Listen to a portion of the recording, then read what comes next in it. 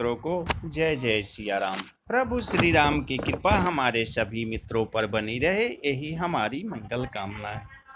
तो आज ऐसे भक्त की कथा सुनाएंगे जो भगवान को ही लूटने चले थे। श्री हरिपाल नामक एक भक्त थे। उनका जन्म ब्राह्मण वंश में हुआ था।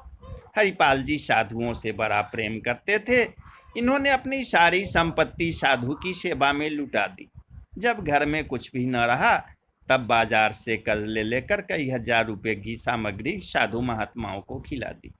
जब कर्ज मिलना बंद हो गया तब हरिपाल जी ने चोरी का सहारा लिया, पर चोरी करते समय वो ये बात का ध्यान रखते थे कि भगवान से विमुख धनिकों का ही धन ले। एक बार चोरी करते समय भक्त का घर जानकर अपना चद्दर भी छोड़ाए। तब से चोरी छोड़कर अभक्तों को पहचान कर लूटपाट करने लगे। एक दिन द्वार पर बड़ी भारी संत मंडली आ पहुंची। अब संतों का सत्कार कैसे करे, अपनी स्त्री से ही बातचीत करने लगे। घर में कोई सामान नहीं था, ऐसे में दोनों दंपत्ति भगवान का स्मरण करने लगे। निष्किंचन भक्त श्री हरिपाल को चिंतित जानकर द्वारका में श्री रुक्मिणी जी के महल में विराजमान भगवान श्री कृष्ण सोच में पड़ गए।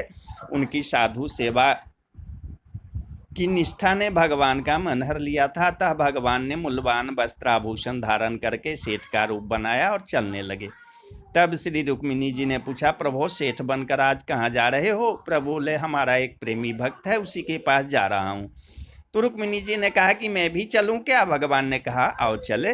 दोनों सेठ और सेठानी श्री हरिपाल भक्त के द्वार पर आए और पूछने पर श्री हरिपाल जी से कहने लगे, अजी मैं अमुक गांव को जा रहा हूं, मार्ग में अकेले जाने पर अनेक संकट है, यदि हमें कोई पहुंचा दे तो हम उसे मजदूरी के रूप में दे देंगे।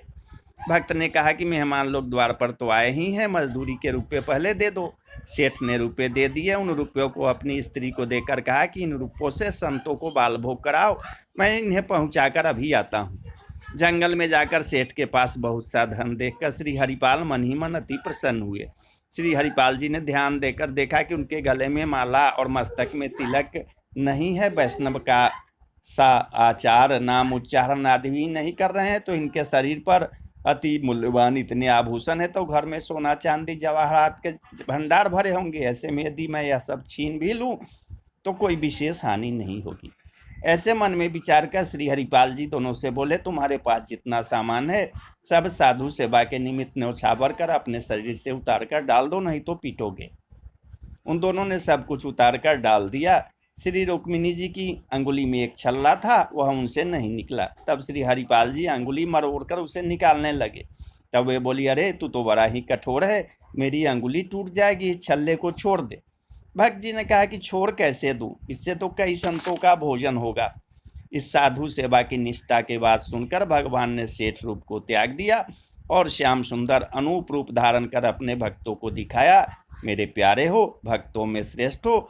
ऐसा कहते हुए भगवान ने हरिपाल जी को छाती से लगा लिया। तो बोलिए जय जय सिया राम, जय सिया राम।